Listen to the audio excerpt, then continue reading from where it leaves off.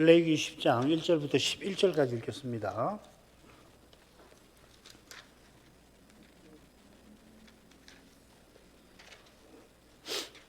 아론의 아들 나답과 아비후가 각기 향로를 가져다가 여호와의 명하시지 않은 다른 불을 담아 여호와 앞에 분향하였더니 불이 여호와 앞에서 나와 그들을 삼키매 그들이 여호와 앞에서 죽은지라. 모세가 아론에게 이르되 이는 여호와의 말씀이라. 이르시기를 나는 나를 가까이 하는 자 중에 내가 거룩하다 함을 얻겠고 온 백성 앞에 내가 영광을 얻으리라 하셨느니라. 아론이 잠잠하니 모세가 아론의 아잡이 우시엘의 아들 미사엘과 엘사반을 불러 그들에게 이르되 나와 너희 형제들을 성소 앞에서 진 밖으로 메어 가라 하며 그들이 나와 모세의 명대로 그들을 옷 입은 채 진 밖으로 메어 내니 모세가 아론과 그 아들 엘라살과 이다말에게 이르되 너희는 머리를 풀거나 옷을 찢지 말아서 너희 죽음을 면하고 여호와의 진노가 온 회중에게 미침을 면케하라. 오직 너희 형제 이스라엘 온 족속이 여호와의 치신 불로 인하여 슬퍼할 것이니라. 여호와의 관유가 너희에게 있은즉 너희는 회망문에 나가지 말아서 죽음을 면할지니라. 그들이 모세의 명대로 하니라.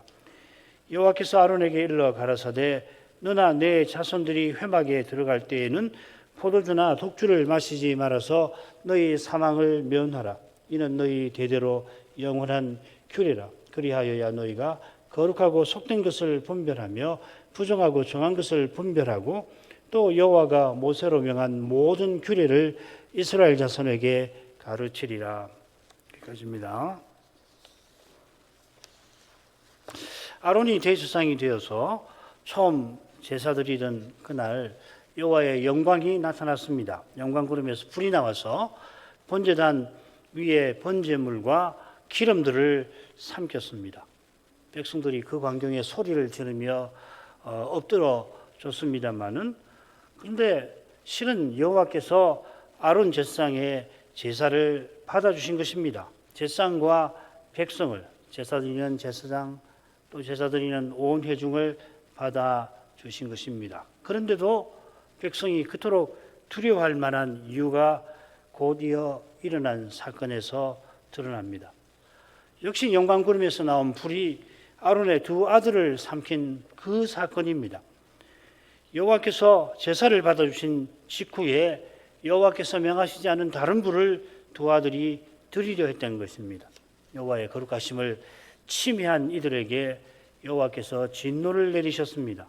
여호와의 어미의 영광이 나타났습니다. 어떻게 이런 일이 일어났나 아무도 다 설명하지 못할 겁니다. 이것은 아담이 어떻게 해서 선악과 금령을 범했나 다 설명하지 못하는 것과 비슷합니다. 똑같지는 않아요. 아담이 선악과 금령을 어길 이유가 하나님의 동산에 하나도 없었습니다. 뱀의 간교한 유혹이 물론 있긴 했지만은 예수님은 광야에서 40일을 줄인 상태에서도 시험을 이기셨습니다. 이 예수 그리스도 안에서만 우리가 비로소 죄를 제대로 대할 길이 열립니다. 말씀의 빛 가운데에서만 아담이 왜 시험에 넘어갔는지도 조금은 우리가 헤아릴 수가 있을 것입니다. 마찬가지로 모세가 이 사건을 여기 기록한 뜻도 죄가 얼마나 끔찍한가를 일깨워서 오직 오실 메시아를 이스라엘 백성들로 바라보게 하려는 데 있을 겁니다. 모세 자신이 여러 번 이 죄의 이런 끔찍한 현실에서 겸손히 엎드려 여호와를 바라보았죠. 모세가 레위기에서 제사장 나라와 거룩한 백성의 사명을 이룰 제도와 실행 법전을 기록을 하는데 첫 시간에 제가 말씀을 드렸습니다.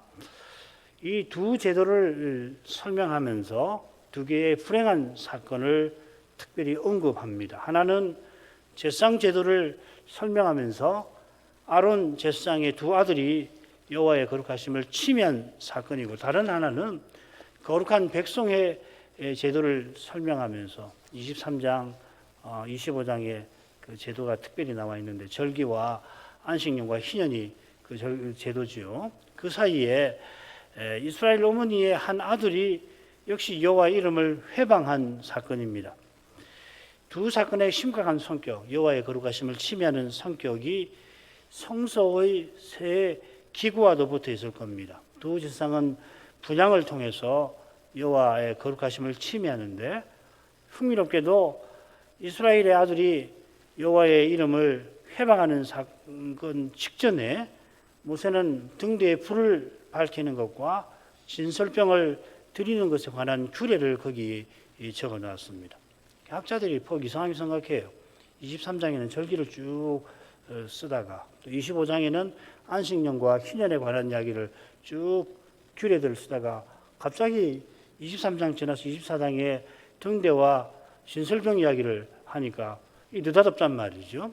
그래서 이제 주로 설명이 이 앞에 나오는 절기와 붙여서 설명을 하는데 뭐 그것도 나쁘진 않습니다만은 이 10장과 연결해서 읽도록 하는 거거든요. 등대에 불을 밝혀서 그 불이 진설병 상을 비추도록 되어 있죠. 이것은 성신께서 말씀의 빛을 비추어서 이스라엘을 저 복된 목표로 인도하시는 사실을 가리킵니다. 이로써 모세는 한 아들이 여호와의 이름을 회방한 원인이 무엇인가를 암시하는 것 같습니다. 성경을 이렇게 읽어야 해요. 읽어서 모세가 뭘 말하려고 하는가. 여호와께서 주신 제도 자체에 문제가 있어 이런 불행한 일이 일어난 건 아닙니다. 바울은 이런 역사를 두고서 뭐라고 그러냐면 율법이 육신이 연약하여 말미암아 육신으로 말미암아 연약하여 할 수 없는 일이라고 교훈합니다. 율법이 거룩하고 또 의롭고 선합니다마는 스스로는 뭘 못하냐면 죄를 없애는 일을 못합니다. 죄를 심판하는 일은 오직 율법이 가리키는 그리스도를 통해서 하나님이 이루셨습니다. 로마서 8장 3절 하반절이 그거죠. 율법이 육신으로 말미암아 연약하게 할 수 없는 그것을, 이게 상반절이고, 하반절 하나님은 하시나니 곧 죄를 인하여 자기 아들을 죄 있는 육신의 모양으로 보내어 육신의 죄를 정하사, 그 육신의 죄를 정하사 죄를 심판하사 이 말이죠. 여기 곧 죄를 인하여라는 말, 이게 흔히 속죄죄로 이렇게 번역할 수 있습니다. 페리 하마르티아스라는 말인데 다른 데 보면은 속죄죄로 이렇게 번역을 해놨어요. 저는 이 죄를 인하여를 속죄죄로라고 해도 좋을 거라고 생각합니다. 같은 주제를 히브리서는 옛 언약의 연약함이라고 하는 관점에서 철저하게 다루고 우리가 다음 시간부터 이제 그 대목을 살피게 될 겁니다. 히브리 7장 18절에 보면 전에 계명이 연약하여, 이 문제 있는 거하고는 좀 달라지죠. 연약한 것이죠.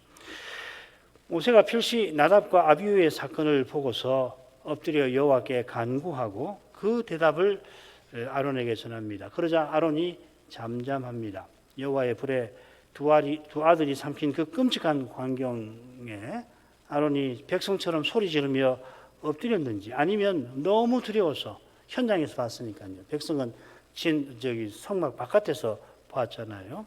바로 눈앞에서 봤기 때문에 너무 두려워서 외마디 비명조차 지르지 못했는지 잘 모르겠습니다만은 이어 여호와의 그 엄중한 말씀을 듣고 그는 큰 두려움 가운데서 슬픔을 삼키며 침묵을 지켰습니다. 이 침묵을 지킨다는 말이 나오는 다른 구절을 보면 그렇게 해석하는 것이 원만합니다. 자, 지난 시간에 여기까지 했는데 그 다음 모세가 죽은 자의 시신을 옮기게 하죠.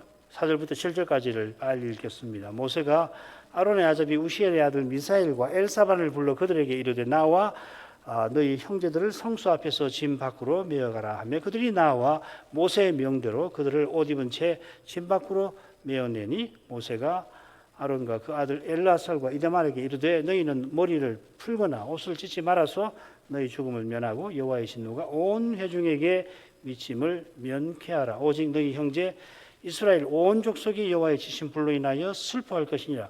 여호와의 관유가 너희에게 있은즉 너희는 회막문에 나가지 말아서 죽음을 면할지니라. 그들이 모세의 명대로 하니라. 모세가 미사엘과 엘사반을 부릅니다. 이 두 사람의 아버지가 우시엘인데 우시엘은 아론의 숙부입니다. 작은 아버지 같아요. 역대상 6장 2절에 보면 고앗 아들이 아므람, 이스할, 헤브론, 우시엘 이렇게 나오죠. 이 아므람이 아론과 모세의 아버지 아닙니까? 미리암의 아버지죠. 그러니까 작은 아버지가 될 것 같아요. 이름의 순서를 보면 미사엘과 엘사반은 아론의 사촌이 되고 레위인입니다.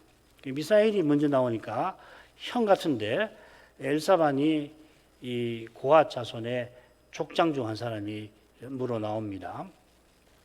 두 사람을 불러서 제사장에 죽은 시신을 옮기게 합니다. 이는 레위기 21장 그 규정과 관련되죠. 대제사장은 심지어 부모의 시신도 접촉하면 안 됩니다. 반면에 제사장은 부모, 자녀, 형제 그리고 출가하지 아니한 친자매의 시신은 접촉해도 됩니다. 아론은 대제사장이니까 아들의 시신을 접촉할 수 없지만은 엘르아살과 이다말은 형제니까 접촉할 수가 있습니다만은 모세는 레위인을 불러서 그들의 시신을 옮기게 합니다. 그 이유가 남은 두 아들에게 모세가 이르는 말씀에 나올 겁니다. 그러니까 이 경우는 통상적인 자연사가 아니고 여호와의 두려운 징계에 따른 것이라 그 규정을 적용하지 않은 거죠. 미사엘과 엘사반에게 모세가 나아오라 합니다. 이는 아마도 그들이 죽은 장소와 관계되는 것 같아요. 장소가 성소 앞이고 게다가 그들이 두려운 징계로 끔찍하게 죽은 사실과 붙어 있을 겁니다.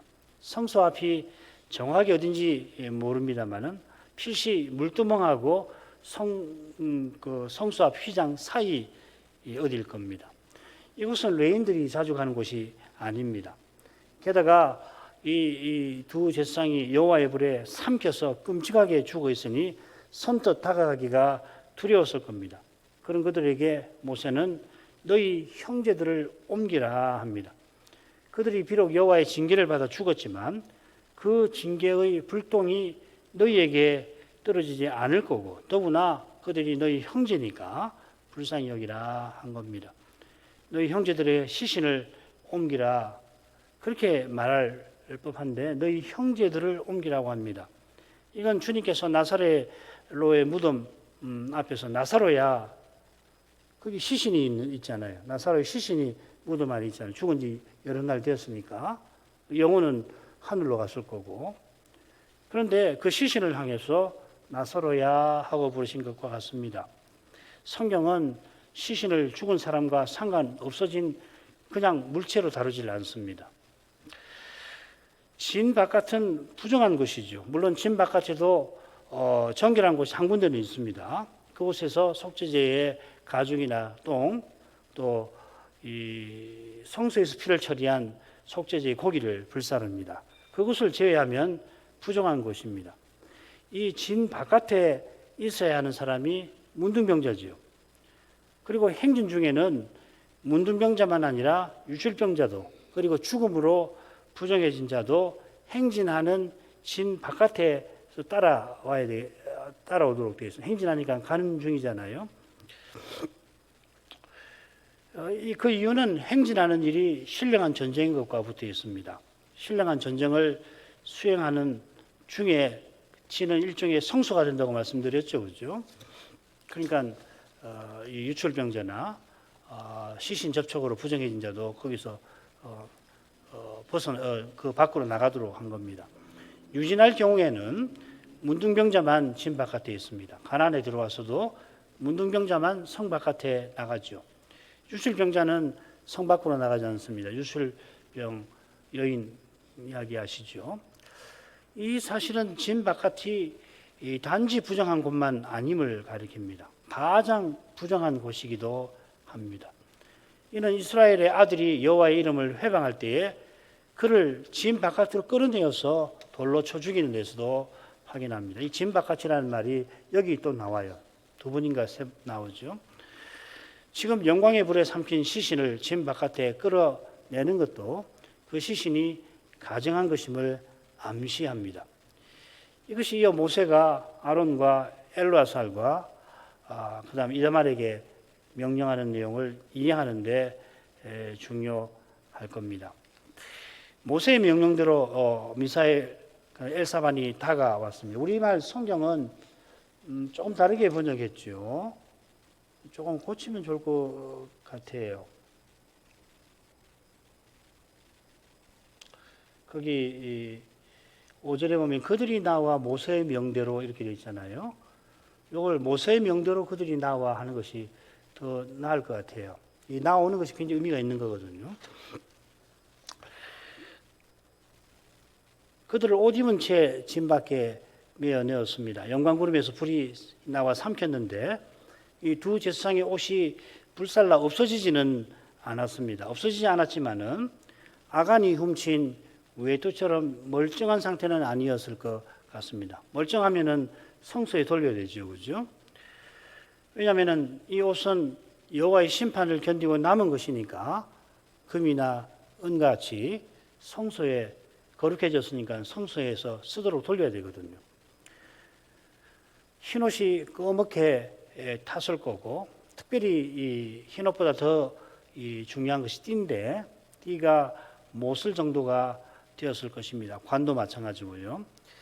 제사장이 성막에서 나가면은 이 제사장 옷을 벗어 성막에 두어야 합니다. 그 옷은 거룩한 옷이고 영화롭고 아름다운 겁니다. 그러나 여호와의 징계로 영광과 아름다움을 상실했고 여호와의 거룩하심을 침해한 그 잔해였으니까 옷 입은 채로 그것도 가정한 것이 되어서 바깥으로 진 바깥으로 옮기게 한 것이죠. 이어 모세는 아론과 남은 두 아들에게 슬픔을 표시하지 말라고 명하는데 이 부분이 아주 흥미롭게 되어 있습니다. 그래서 너희는 제사장 너희는 머리를 풀거나 옷을 찢지 말아서 죽음을 면하고 진노가 회중에 임하지 않도록 하라. 그렇게 되어 있고요. 그것과 짝을 이루는 것이 여호와의 관유가 너희에게 있으니 회막문에 나가서 죽음을 면하라. 나가지 말아서 죽음을 면하라. 되어 있고 가운데 온 이스라엘이 여호와의 치신 불로 인하여 이 온 이스라엘이 슬퍼하라. 너희는 그렇게 하지 말라 이 말이죠, 그렇죠?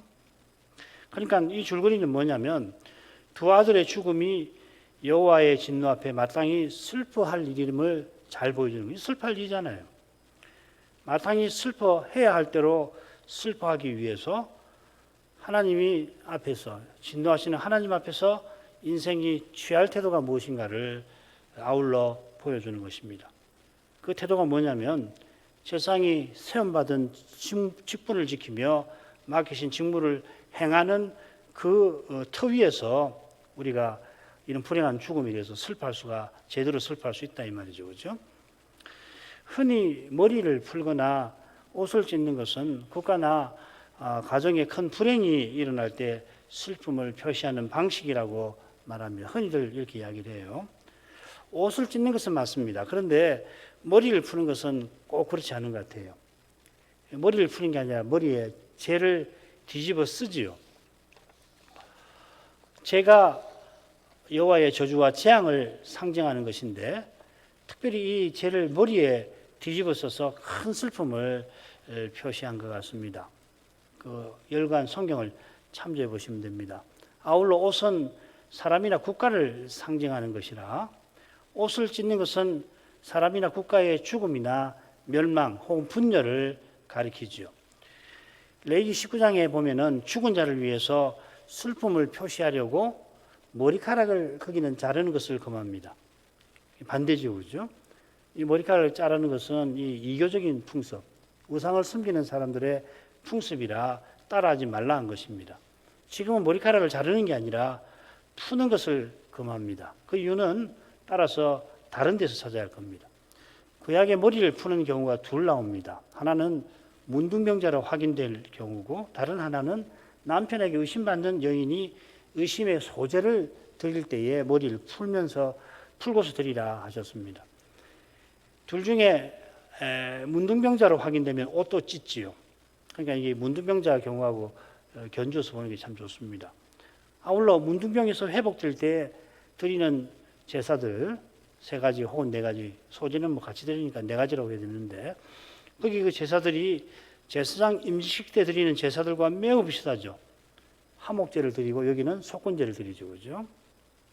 그런데 종류가 많습니다. 특별히 이 속건제의 피를 문둥병자의 오른 깃불, 오른손, 오른 엄지, 손 엄지가락, 오른발 엄지가락에 바르는 것이 특별히 그렇습니다. 이것은 이 문둥병에서 회복된 언약 백성이 대지상과 같은 심정으로 오신 메시아를 간절히 바라보며 살아가게 하신 거거든요. 제사장이 지금 문둥병자로 확인된 것처럼 옷을 찢고 머리카락을 풀 만한 상황인 것입니다. 그런데도 그렇게 하지 말라 하신 것은 제사장이 아무리 슬픈 형편에서도 세움받은 직분과 맡은 직무를 감당하라 하신 것입니다. 그래야만 문둥병자가 회복될 때 오실 메시아의 심정으로 살아가는 것처럼 언약 백성이 큰 재앙, 큰 슬픔을 당했지만 오실 메시아를 바라보며 함께 하나님을 향하여 나아갈 수가 있게 되는 겁니다. 아들들의 죽음도 이 일을 방해하지 못하도록 하신 겁니다.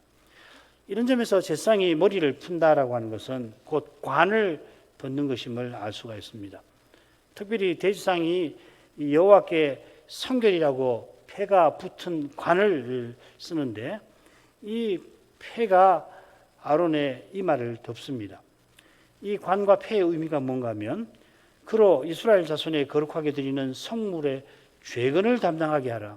그 패가 아론의 이마에 늘 있으므로 그 성물을 여호와께서 받으시게 되리라. 이 말씀에서 잘 드러납니다. 아론이 관을 쓰지 않으면 어떤 일이 생기냐면 여호와께서 성물을 제사를 안 받으시는 겁니다. 이스라엘을 가까이 하시지 않습니다. 마찬가지로 제사장의 옷은 아론을 걸어다니는 성막이 되게 해야죠. 성막에서 여호와께서 자기 백성을 만나 주시듯이 제사장의 옷을 입은 아론을 통해서 만나 주시는 겁니다. 이 제사장과 성막은 시선과 더불어서 오실 메시아를 상징합니다. 가리킵니다. 그 옷을 찢는다는 것은 관을 쓰지 아니하는 것처럼 중대한 잘못이 될 것입니다. 자, 이런 내용이 여호와의 관유가 너희에게 있다 하신 것과 또 연결됩니다. 관유, 기름 부음, 이 제사장과 성막을 성결하게 만드는 거죠. 제사장의 옷과 관을 찢는 것은 관유로 기름 부으신 뜻을 저버리는 겁니다. 그 뜻은 너무나 높고 거룩합니다. 그 뜻은 이스라엘이 지극히 높으신 여호와를 가까이 하게 하는 거고 여호와께서 계시는 영원한 하늘에 이르게 하는 겁니다. 여호와께서 번제단에 불을 끄지 말라 하신 것도 바로 이 뜻을 이루려 하신 데에 있습니다. 지금 그리스도께서 그 뜻을 잠시도 중단되지 않도록 신실하게 이루고 계십니다. 만일 그리스도께서 잠시라도 우리를 위한 기도를 중단하시면은 우리는 어떻게 되겠습니까? 지상의 교회는 얼마나 큰 재앙을 당할지 모릅니다. 그처럼 여호와께서 아론과 남은 두 제사장들로 맡은 직무를 담당하게 하시고 그 터에서 온 이스라엘이 두 제사장의 불행한 죽음을 슬퍼하게 하셨습니다. 여호와의 지신 불로 인하여 여호와 앞에 겸비하게 하셨습니다. 백성도 죽은 두 제사장처럼 얼마든지 여호와의 거룩하심을 침해해서 진노를 당할 수 있습니다. 그런 백성들을 위해서 아론과 제사장들이 맡은 직무를 신실히 감당할 겁니다. 그러면 백성이 죽음의 공포를 이기고서 아론과 같은 심정이 되어 죽은 제사장들을 위하여 참으로 슬퍼할 수가 있습니다. 우리 주님도 십자가를 지러 가시는 길에서 예루살렘의 멸망을 내다보시고 우셨습니다. 예루살렘이 메시아를 죽이기까지 배도하였기 때문에 멸망을 피하지 못합니다마는 메시아의 죽으심으로 말미암아 새 예루살렘이 세워집니다. 주님의 슬픔이 십자가에 이르기까지 주님께서 겪으신 고난을 잘 보여줍니다. 우리도 주님처럼 육신의 부활에 이르는 그때까지 주님과 함께 고난을 겪으며 슬퍼합니다. 고난의 길에서 우리가 흘리는 모든 눈물 방울을 하나님께서 주의 병에 담으십니다. 이게 저는 이 그리스도의 남은 고난을 채우는 것하고 비슷하지 않나 그런 생각이 자꾸 들어요. 결코 우리의 눈물을 헛되게 아니하시고 주의 뜻을 이루시는 데 쓰시는 것이죠. 우리의 눈물에는 심지어 핍박하고 저주하는 자의 죽음을 애도하는 것도 있습니다. 그렇다면 사랑하는 이의 불행한 죽음은 말할 것이 없겠습니다. 주님이 예루살렘을 얼마나 사랑하셨는가 생각하면 예루살렘의 멸망을 배도하여 망한 그 도성을 슬퍼하신 주님의 심정을 우리도 조금은 헤아릴 것입니다. 이러한 심정을 품고서 온 이스라엘이 형제들의 불행한 죽음을 슬퍼하게 하신 줄로 믿습니다. 이어 모세는 여호와께서 아론에게 이르신 말씀을 기록합니다. 18절부터 11절 여호와께서 아론에게 일러 가라사대 너나 너의 자손들이 회막에 들어갈 때에는 포도주나 독주를 마시지 말아서 너희 사망을 면하라. 이는 너희 대대로 영원한 규례라. 그리하여야 너희가 거룩하고 속된 것을 분별하며 부정하고 정한 것을 분별하고 또 여호와가 모세로 명한 모든 규례를 이스라엘 자손에게 가르치리라. 여호와께서 모세를 거치지 않고 아론에게 직접 말씀을 이르신 것 같아요. 이것 말고 모세오경을 찾아보니까 민수기 18장이 그런 것 같아요. 이 두 군데가 여호와께서 아론에게 직접 명령하시는 내용입니다. 이 민수기 18장에 규례들이 나와요. 18장, 19장에 나오죠. 이건 민수기 16, 17장에 나오는 고라 자손 사건하고 딱 붙어 있는 거죠. 고라 일당이 모세와 아론의 권위를 시샘에서 반영한 사건입니다. 예를 들면은 레위인 250인이 제사장처럼 분향하다가 영광그룹에서 나온 불에 삼킴을 당했죠.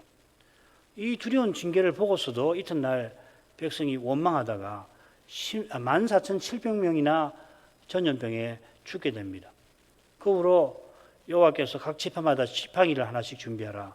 그리고 레위 지파 지팡이에는 아론이라고 써라 하고 그 12지팡이를 회막에 두게 했더니 이튿날 모세가 들어가서 보니까 그 12지팡이 중에 아론의 지팡이에만 우미 돋고 순이 나고 꽃이 피어 살구 열매가 열린 것을 확인합니다. 그걸 백성들 앞에 보이면서 그 지팡이를 표징 삼아서 이스라엘이 여호와를 원망하지 못하도록 합니다. 그런데 바로 그때 백성들이 외치죠. 우리가 망하게 되었습니다. 우리가 하나님을 가까이 할 때 하나님 우리를 치시면 어떻게 합니까? 외칩니다. 바로 그때 여호와께서 이스라엘이 망하지 아니할 그 길을 아론에게 직접 말씀하십니다. 그게 18장입니다. 요컨대 아론에게 친히 말씀하실 만한 상황인 겁니다. 지금도 비슷한 상황입니다. 아론 제사장이 망하지 아니할 길을 여호와께서 아론에게 친히 말씀하시는 겁니다.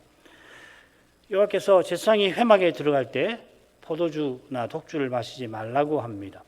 회막에 들어간다는 것은 두 번의 상번제를 드린 후에 분향단에 나가 분향하는 것, 또 아침 저녁으로 등대에 불을 밝히는 것, 그리고 매 안식일에 진설병을 상에 올려드리는 것, 있겠고, 또 대지상과 온 회중에 속죄제를 드려서 그 피를 분향단과 지성소 앞 휘장에 처리하는 일을 행하는 경우일 겁니다. 자, 그럴 경우에는 포도주, 독주를 마시고 취해서 여호와의 거룩하심을 나답과 아비후처럼 훼손하지 말라 하시는 겁니다. 이는 제사장이 봉사하는 중에 죽임 당하지 않게 하시는 겁니다. 에스겔서를 참조하면 제사장이 성막 뜰에서 봉사할 때에 제사를 드릴 때에 술을 마시지 못하게 하신 것도 그것이 나옵니다. 분향단에서 드리는 분향만큼 번제단에서 드리는 제사도 거룩한 직무에 속합니다. 그래서 번제단에 제사 드리기 위해서 제사장이 그 계단에 혹은 토단에 올라갈 때 반드시 고의를 입어야 되죠.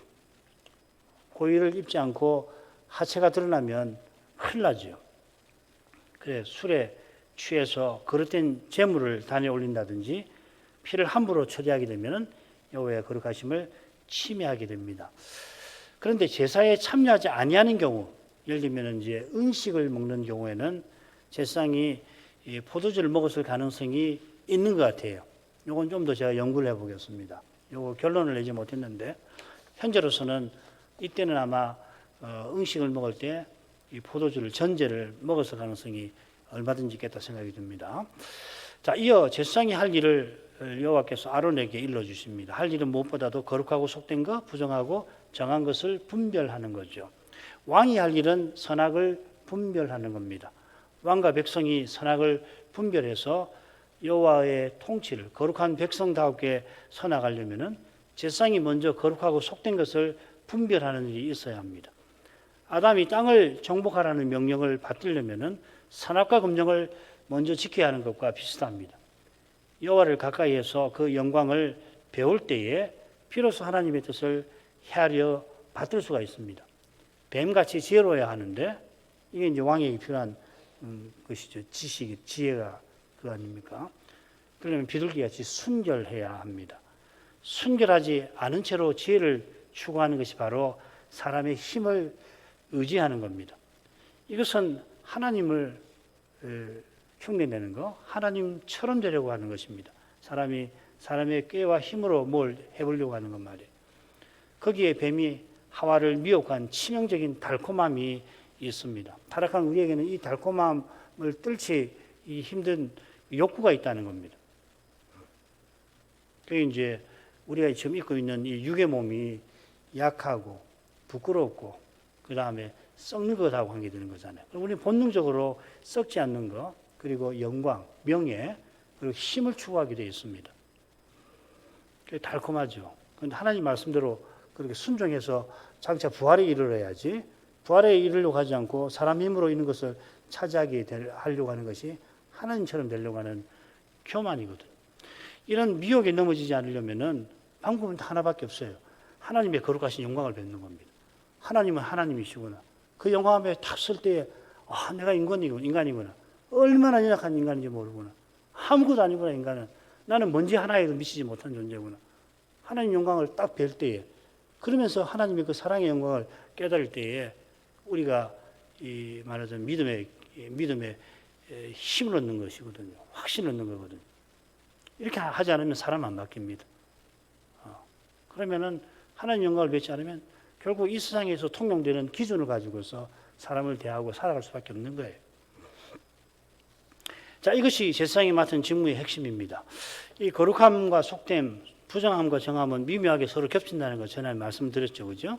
제가 속죄제 할 때 이거 도표를 만들어 드린 것 같습니다. 하나님이 임재하신 영역이 거룩한 영역입니다. 성막이죠.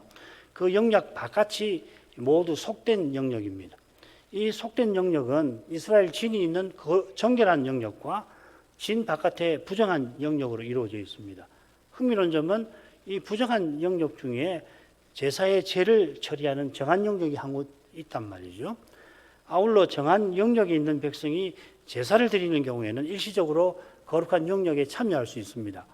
그처럼 거룩한 사람도 거룩한 곳에서 봉사를 마친 후에는 제사장의 옷을 벗고 정한 영역으로 돌아갑니다.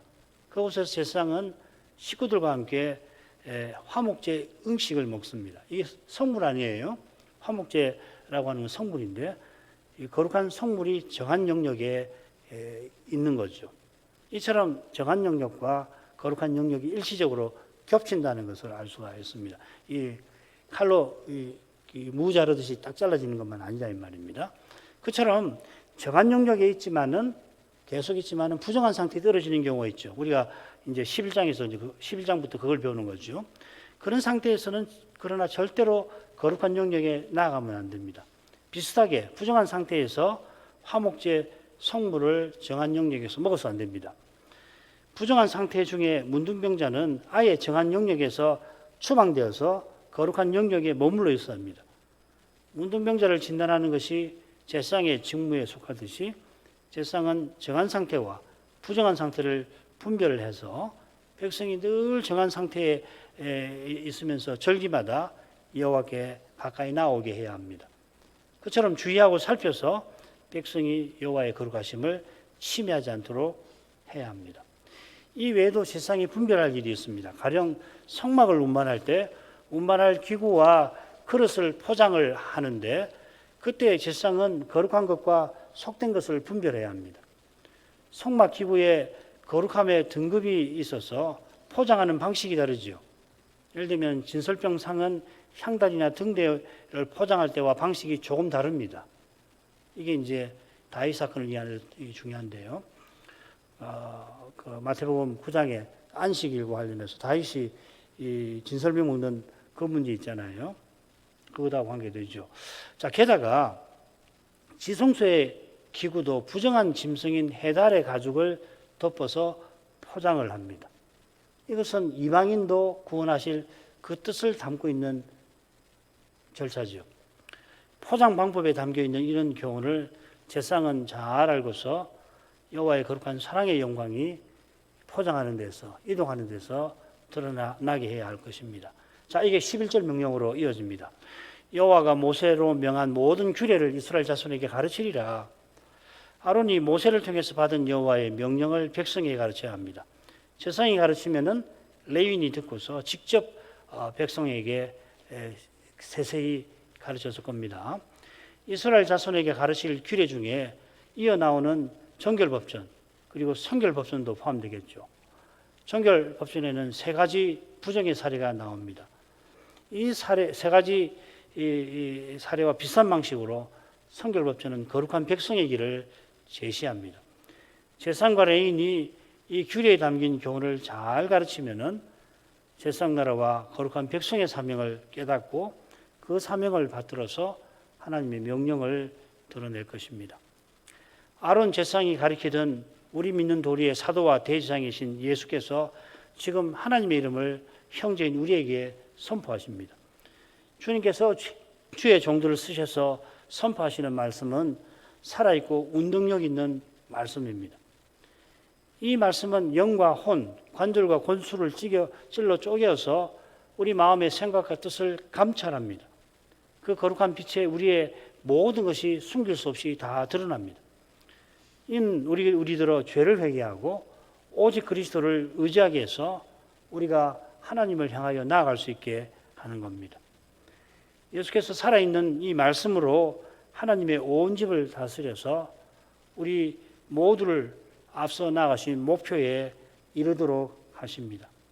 이게 주님께서 신약의 주일 예배를 통해서 행하고 계시는 바로 그 일입니다. 이로써 이스라엘에게 주신 제사장 나라와 거룩한 백성의 사명이 오늘 우리 가운데에서 이루어집니다. 제사장 나라답게 예배에서 이 부활하신 그리스도의 영광을 뵙는 이 일이 우리 시대의 실로 중대할 것입니다. 오늘 이만큼 하죠. 기도 제목, 나답과 아비후의 불행한 사건 후에 여호와께서 아론에게 제사장 임무를 친히 알려주셨습니다.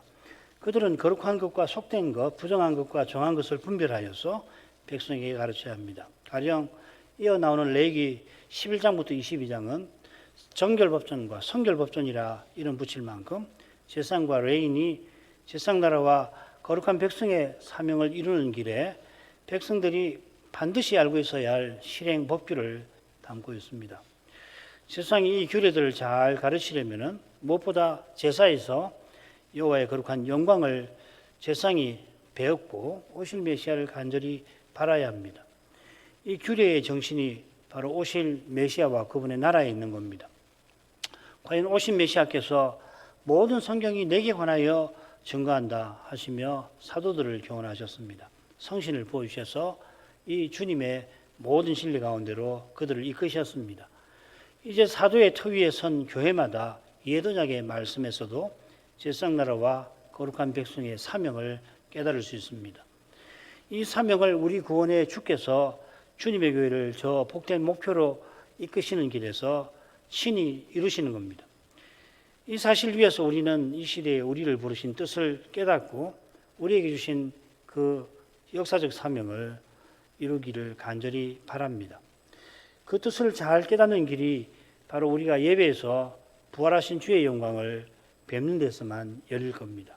오늘도 이런 은혜를 더욱 구하도록 하겠습니다. 신학교와 신학생들을 위해서 같이 기도해 주십시오. 기도하겠습니다.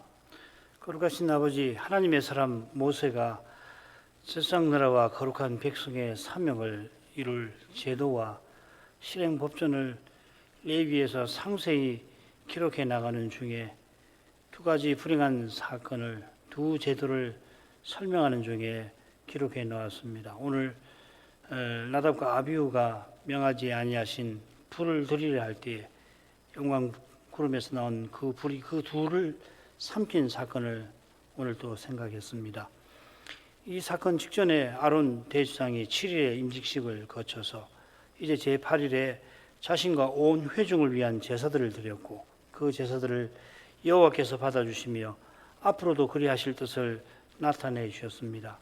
그날 모세가 예고한 대로 여호와의 영광을, 특별히 거룩한 사랑의 영광을 나타내 주신 것입니다. 영광 구름에서 불이 나와서 단 위에 번제물과 그 기름들을 삼켰습니다. 하나님께서 제사를 받으신 것이고 그 받으신 뜻을 나타내 주신 것이라 이 불을 제사장이 꺼지지 않게 늘 피우도록 살피게 하셨습니다. 이는 하나님께서 그 언약을 영원히 이루려 하신 것입니다. 그 거룩한 영광이 드러날 때에 하지만 놀랍게도 백성들은 두려워서 소리 지르며 엎드려졌습니다. 약 10개월 전쯤에 시내산에서 언약을 맺을 때에도 그들은 비슷한 반응을 보였습니다. 이집트에서 건져주시고 독수리 날개로 그들을 친히 업어서 시내산에 이끌어 그들을 거룩한 소유로 삼고 제사장나라와 거룩한 백성의 사명을 내려주시는 그 현장에서 그들은 여호와의 영광을 견디지를 못하였습니다. 여호와의 각별한 사랑을 드러내시는 자리인데도 하나님의 사람 역시도 두려워하였다고 히브리서 선지자가 교훈하였습니다. 그 이유가 뭔지, 왜 거룩한 영광 앞에, 심지어 거룩한 사랑의 영광 앞에서도 인생이 그렇게 되는지 나답과 아비후가 두려운 징계를 받는 이 사건을 통해서 배울 수 있습니다. 인생의 죄가 얼마나 끔찍하고 하나님께 얼마나 도발적인 것인 것을 그들의 실패에서 봅니다. 사실 그리스도께서 십자가를 지시고 부활하신 후에 성신을 주님의 교회에 부어주신 덕분에 신약교회가 실로 놀라운 모습으로 출발을 하던 그 시절에 게다가 어려운 형제들을 위해서 누구라 할 것 없이 모든 재산을 스스로 팔아 사도들의 발 앞에 두어서 예루살렘 교회가 거룩한 성도의 사귐을 맛보던 유례없는 그 현장에서 아나니아와 삽비라가 하나님께 드린 그 일에 하나님께 드린 재산을 도둑질하는, 거짓말로 도둑질하여서 그 두 부부가 끔찍한 죽임을 당하는 일이 있었을 뿐만 아니라 그런 불행한 일이 있고도 바로 이어서 헬라파 가부가 매일 공개에 빠졌다 원망하는 일이 발생하였습니다.